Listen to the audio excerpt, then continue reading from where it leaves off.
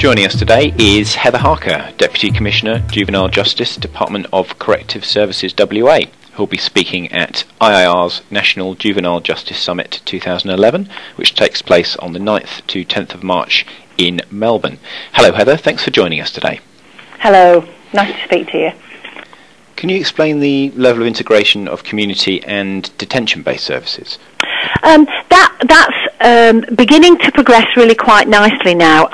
What has happened is that we've up to now, well, we still have two detention centres. One is a remand detention centre, and the other is for sentenced young people.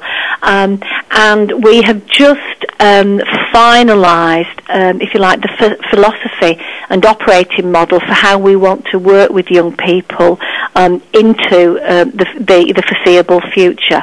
And that's about linking it with community-based services so that we stop young people from falling between the gaps, whether they've been on community-based orders and then coming into detention or vice versa, so that if they're doing programs in the community or doing programs in detention, there's a continuity dependent on which side of that sort of divide they are. So if they're being released from detention, they've been doing particular programs, but that is carried on when they go out into the community. And the linkages with their youth justice officer and their case planning officers in the detention centres has begun to improve, again, quite dramatically, really. So we've got a lot more cross-fertilisation, if you like, across that boundary that, again, is beginning to have positive impact on the young people. We're also developing a whole raft of external providers that support that work, both when the young people are in detention and when they're out in the community as well. The big thing that's actually going to happen in 2011 is that Banksia Hill, which is currently the detention centre for sentenced young people, will become the one big detention centre for Western Australia. So it will actually accommodate all young people, whether they're on remand, whether they're sentenced, whether they're boys, whether they're girls.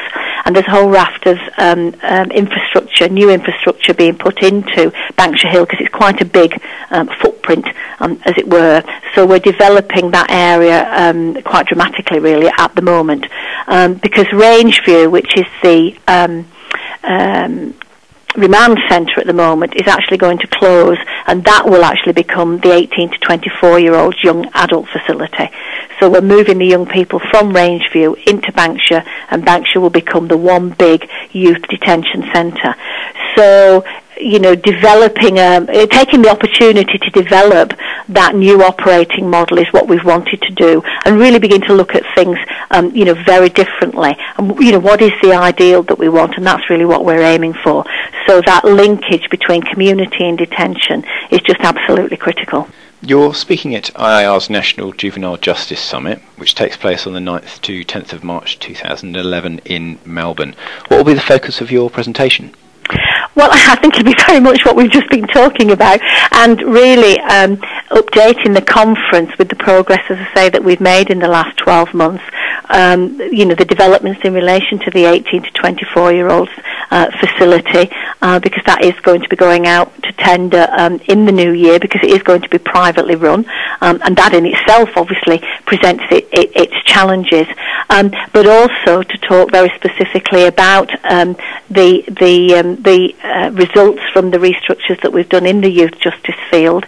We now have right across the state dedicated youth justice offices that are following the regional youth justice model that I talked about earlier. And we were very successful this year in being awarded another $44 million in the state budget to expand the regional youth justice services to the Kimberley and the Pilbara, two of our most remote regions of Western Australia. So that in itself, I think, spoke volumes for the success that we've had so far in developing our youth justice services, because what we were able to produce as part of that budget bid was the evidence of the results that were coming out from the work that we've done so far. So it'd be very much about updating the conference,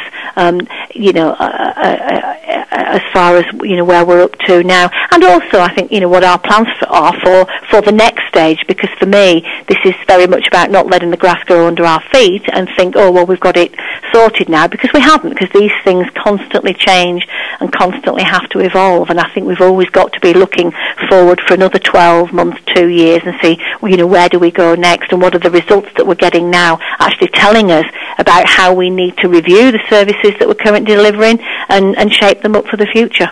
Heather Harker, many thanks for your time. Thank you.